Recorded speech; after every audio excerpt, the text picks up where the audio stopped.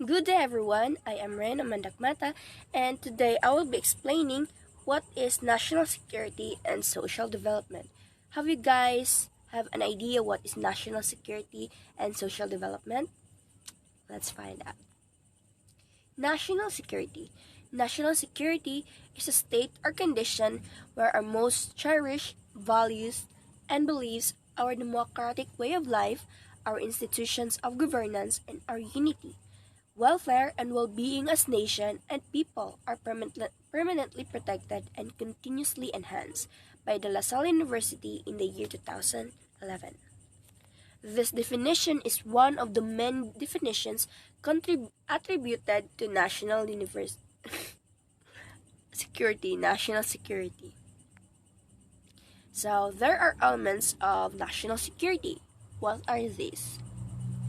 First is sociopolitical stability. Regardless of social differences, societal harmony must be achieved and maintained through the effort of the government, public, and other institutions. Next is territorial integrity.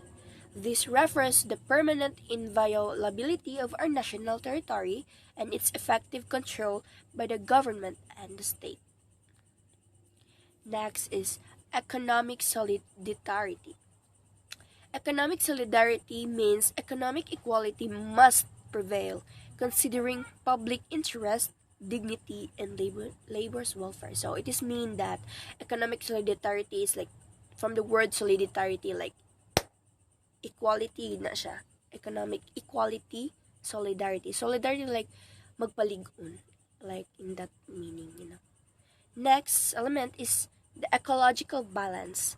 This refers to the conservation of the environment through initiatives and sustainable development. So from the word itself, ecological, it is mean earth, environment, diba? So it mean conservation of the environment through ecological balance. Fifth, cultural cohesiveness. This refers to the common set of norms and values rooted from cultural ethics. Culture cohesive. What is from the word cohesive? Like pariha, like sumpay, 'di ba? Cohesive, sumpay, interconnectedness, common set of norms and values rooted from cultural ethics. Understandable, right? Sixth is moral spiritual consensus. Moral spiritual consensus from the grandpa. So let's read. Moral spiritual consensus means that there should be national cooperation guided by common deeds, goals, and objectives. Understandable? Yes. Moral spiritual consensus. It means na nga ang national cooperation ay ang country itself is na gani cooperation gani nga ang kani nga deeds, kani nga goals, kani mauni ana. Again, let's read. Moral spiritual consensus means there should be national cooperation guided by common deeds, goals, and objectives. 7. External peace. What is external peace? Society must be free from threat, violence, war, and hostility. From the word peace. External. External is gawas. External peace. Society must be free from threat, violence, war, and hostility. Next slide. With the growing political clout of several countries, the concept of an all-sovereign state becomes threatened. This also poses risk on the maintenance of national security. So next is disaster mitigation and risk reduction. In our DRR, we have this kind of topic, recall the past semester. Disaster mitigation, mitigate, and risk reduction. Okay, next. One of the areas where non-state institutions are actively involved in is in a disaster response. There has been an observed increase in weather variability that has caused climate-induced disasters in human population. This is often associated to climate change. The United Nations Office for Disaster Risk Reduction argues that there is no such thing as natural disaster, only natural hazards. Do you guys agree with that? The United Nations, UN, UNSDR argues that there is no such thing as natural disaster and only natural hazard daw ang exist. Maybe that's their opinion. Next, thank you for listening. Another, what is social development? We're not done yet. Social development. Woo! Congratulations, guys. Social development. Social development is one of the goals of every society. And a society that undergoes social development is expected to move upward or attain progress. Social development entails productivity, better efficiency, accomplishment, and innovations by Cleveland and Jacobs in 1999. Next, gets ram. Ana siya nga ang usa kuno nga society di kuno siya mo development. Ang social development is one of the goals of kuno siya nga ang usa kuno nga society, ang goal yun nila ang social development. You know what I mean? Ang tanang society nga mo undergo social development is expected to move upward. Why do you think na move siya upward? Because na siya progress, na siya development. Next, the pursuit of public health equity or equal access to health systems is one of the primary foci of international organizations as the United Nations Development Program or UNDP and World Health Organization.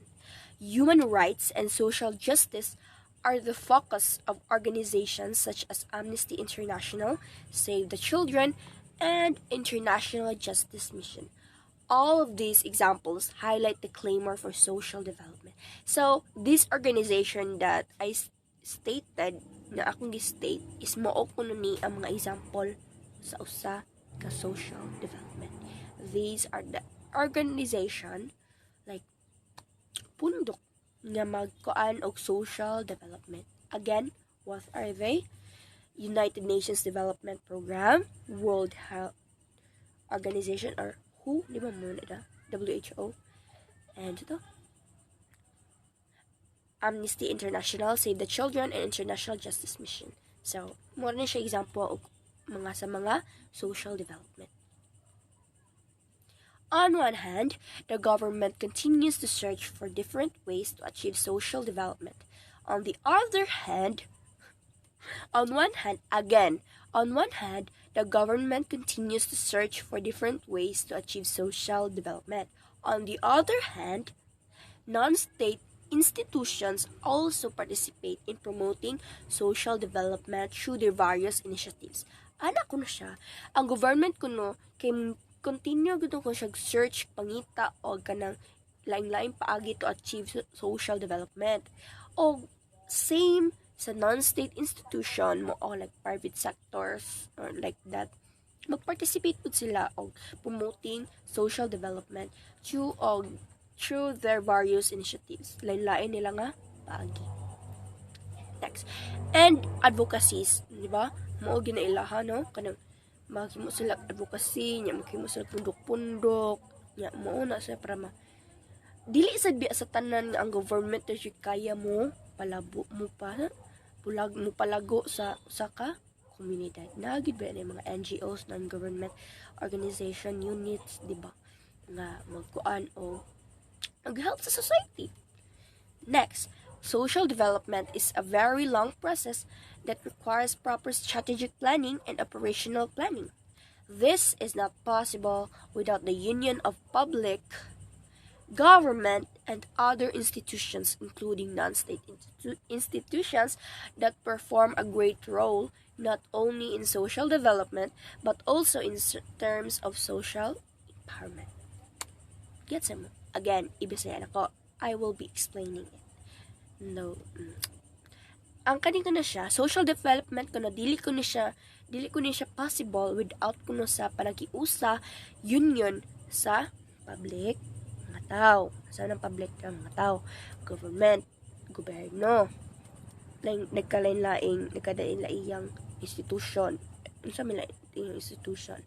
Kamata ka ng mga Miss Universe.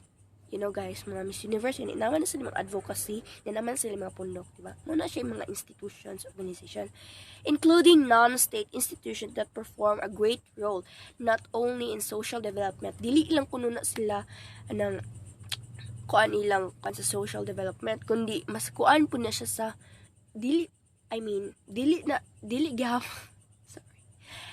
mean nga, ano sa'yo tawag ana sila perform a great role not only dili lang sa social development kundi in terms of social empowerment. Diba lahi ra man ang development ug empowerment? Ang development is paglago. Empowerment, social empowerment, magpa-empower sa mga tao nga empower sila mga tao nga social empowerment. You know guys what I mean. Yes, moro to guys. Are you guys happy? Oh my God. Again, kasabot ra mo sa akong kuan guys. National security and social development.